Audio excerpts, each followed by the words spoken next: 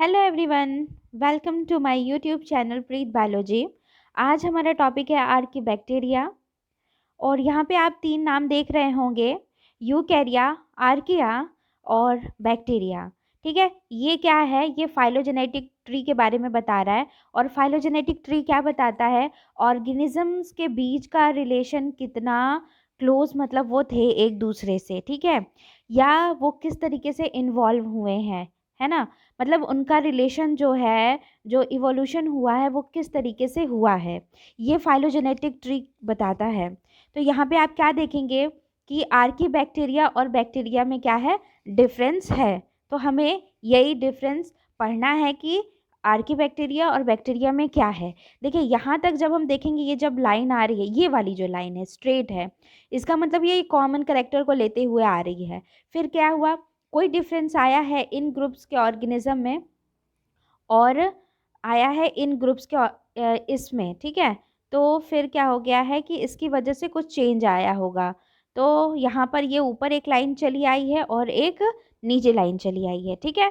इसका मतलब ये हुआ कहीं ना कहीं से कि इन दोनों का भी कैरेक्टरिस्टिक सेम है, क्योंकि यहाँ पे ये देखिए कुछ चीज़ें सेम होंगी कि क्योंकि यहाँ भी एक सेम लाइन है, ठीक है। फिर यहाँ से ये अलग हो गया है और ये ऐसे अलग हो गया है। तो ये दोनों का जो रिलेशन है वो आपस में थोड़ा क्लोज है, लेकिन इन यानी आर्की बैक्टीरिया में और बैक्टीरिया में ज़्यादा का डिफरेंस है। और ऐसा क्वेश्चन आपको पूछ सकता है बना के और एक गायब करके बीच का कि हाँ यहाँ पे क्या होगा, ठीक है। अब हम जानेंगे आर्की बैक्टीरिया है क्या।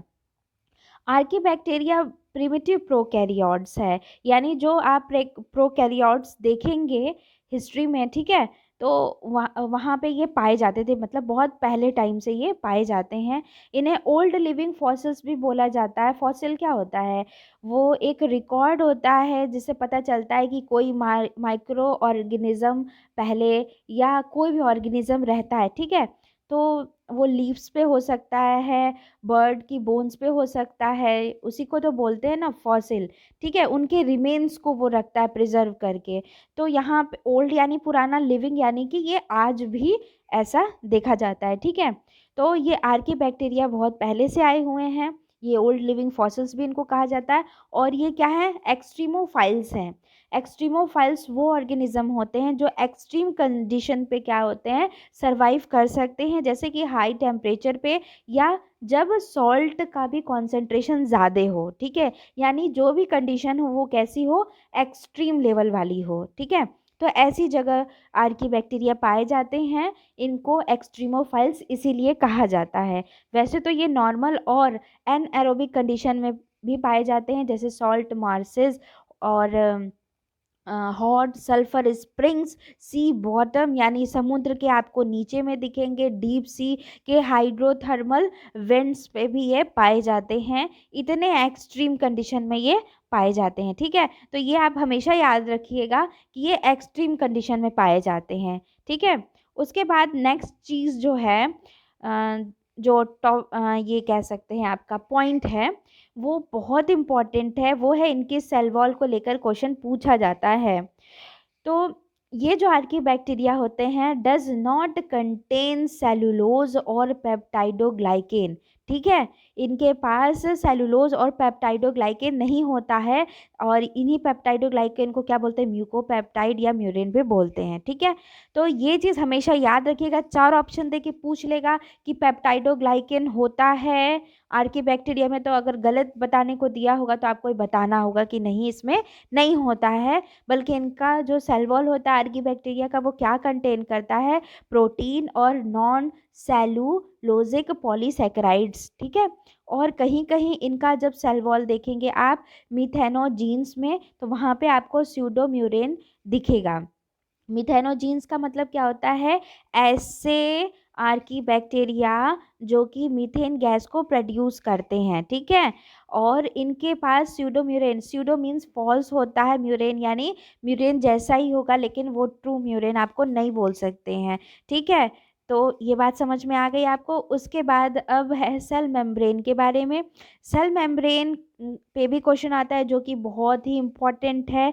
दूसरा क्वेश्चन एक यहाँ से भी बन सकता है, और वो है कि Archie bacteria पजेज a single layer of branched chain lipids, ठीक है। इनके पास कैसी होती है, ब्रांच्ड चेन लिपिड्स होती है। और इस वजह से ये क्या करते हैं, फ्लूइडिटी को डिक्रीज करते हैं और हाई टेम्परेचर से जो टॉलरेंस होता है वो बढ़ जाता है। यही मेन कैरेक्टरिस्टिक इनकी एक है। कई सारी उनमें से एक ये भी है कि ब्रांच्ड चेन लिपिड कंटेन करता है, ठीक है।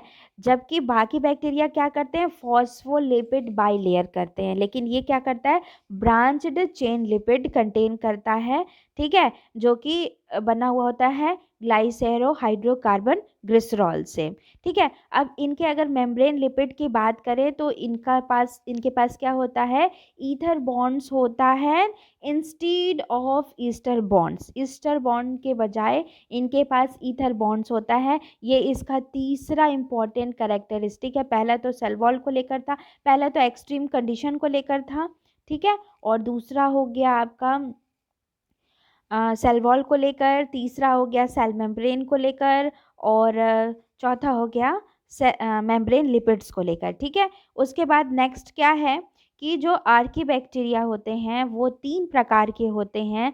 पहला मिथेनोजीन्स, दूसरा होता है हेलोफाइल्स, और तीसरा टाइप होता है थर्मो एसिडोफाइल्स होते हैं, ठीक है। अब 1 बाय 1 इनके बारे में जानेंगे। जो मिथेनोजीन्स होते हैं इस पे बहुत क्वेश्चन आता है, ठीक है। तो आपका कितना हुआ था, 3 4 हो गया था। पांचवा जो इम्पोर्टेंट आपका पॉइंट बन रहा है यहीं से बनेगा कि मिथेनोजीन्स पे आपका पूछेगा क्या, आगे बताती हूँ। मिथेनोजीन्स क्या होते हैं, ये ऑब्लिगेट एनाएरोब्स होते हैं। कहने का मतलब ये सिर्फ और सिर्फ ऑक्सीजन के एब्सेंस में ही सरवाइव करते हैं। ऐसी जगह पे ये पाए जाएंगे जहाँ पे कि ऑर्गेनिज्म ऐसे होंगे जो ऑक्सीजन का यूज़ कर लेंगे, और वहाँ आर्की बैक्टीरिया रहेगा क्या करने के लिए, जब वो ऑक्सीजन का बाकी ऑर्गेनिज्म यूज़ कर लेते हैं तो आर्की बैक्टीरिया को जब एनारोबिक कंडीशन मिल जाता है तो वो वहाँ पे पाए पाए जाते हैं, ठीक है। और मिथेनोजीन्स जो मिथेन प्रोड्यूसिंग आर्की बैक्टीरिया होते हैं वो कहाँ पाए जाते हैं, ये एक क्वेश्चन इंपॉर्टेंट पूछता है।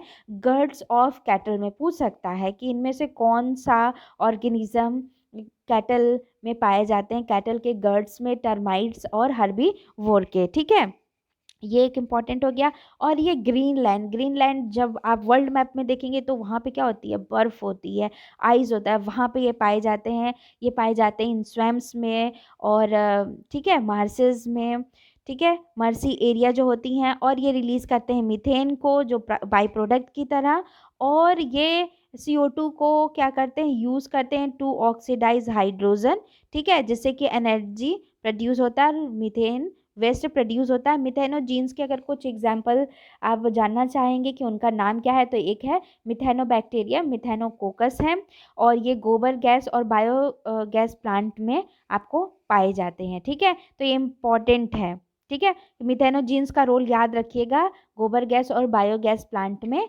रहता है, ठीक है।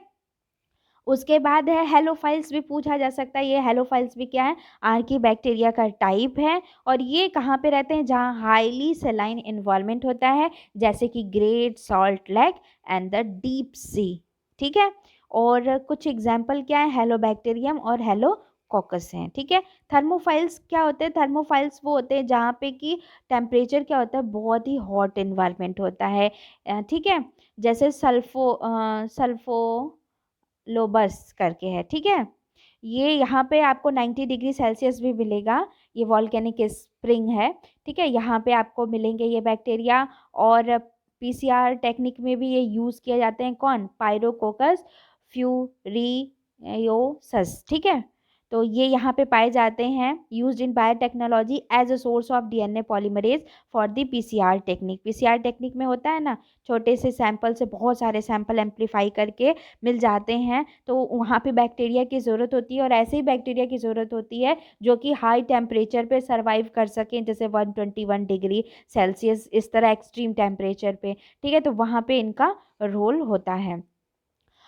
ये तो हो गया। और यहाँ पे मैंने आपको लिख के दिखाया है कि बैक्टीरिया, आर्की बैक्टीरिया और यूकैरिया में क्या अंतर है, ठीक है, कैरेक्टरिस्टिक्स को लेकर। न्यूक्लियर एनवलप की बात करें तो जो है बैक्टीरिया में भी एब्सेंट होता है, आर्की में भी होता है, और यूकैरिया में प्रेजेंट होता है। मेम्ब्रेन और ऑर्गेनेल की बात करें, ठीक है, कि इनक्लोज होते हैं मेम्ब्रेन से, तो बैक्टीरिया आर्किया में दोनों में नहीं होते हैं, इसमें होते हैं। पेप्टाइड और ग्लाइकेन हमेशा याद रखिएगा कि सिर्फ और सिर्फ बैक्टीरिया में है, उसके बाद आर्किया और यूकैरिया में नहीं है। ठीक है।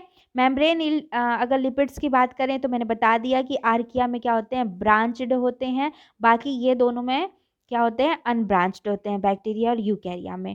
उसके बाद एक और इम्पॉर्टेंट आता है क्वेश्चन जो कि बहुत पूछता है आर्की बैक्टीरिया के बारे में, वो है initiator amino acid for protein synthesis. ठीक है, यानी कि प्रोटीन सिंथेसिस में कौन सा अमीनो एसिड जो है वो इनिशिएट करता है, इनिशिएटर की तरह काम करता है। तो आर्किया में क्या है, ये बीच वाला आर्किया का टेबल था, ये है मिथ्योनिन करता है। ठीक है, और जबकि इसमें कौन सा करता है, बैक्टीरिया में फॉर्मिल मिथ्योनिन करता है, या और इसमें भी आर्किया में मिथ्योनिन करता है। तो ये चीज़ आपको कंफ्यूज करने को पूछता है। ठीक है, उसके बाद जो है कि नेक्स्ट, उसके बाद यहाँ पर हिस्टोन एसोसिएटेड डीएनए के बारे में है। तो यहाँ पे कुछ स्पीसीज में प्रेजेंट होता है आर्किया में, ठीक है, लेकिन बैक्टीरिया में नहीं प्रेजेंट होता, आर्की में होता है। देख रहे हैं, ये सारे जो कैरेक्टरिस्टिक हैं कुछ कुछ सिमिलर ज़्यादा हैं। ठीक है, और सर्कुलर क्रोमोसोम की बात करें तो ये दोनों बैक्टीरिया में मिलता है। ठीक है, बैक्टीरिया और आर्की बैक्टीरिया में, लेकिन यूकैरिया में नहीं मिलता है। ठीक है, तो आज के टॉपिक में मैंने जो भी आपको बताया, इनमें से आपके 5-6 क्वेश्चन बन सकते हैं, और इतना काफ़ी है अगर इस टॉपिक से कुछ भी आना होगा तो। अगर आपको मेरी वीडियो पसंद आई तो इसे लाइक ज़रूर कीजिएगा, शेयर ज़रूर कीजिएगा। अगर सब्सक्राइब आपने नहीं किया है तो प्लीज़ करिएगा। इस वीडियो को सुनने का आप सभी का बहुत बहुत धन्यवाद। Bye bye.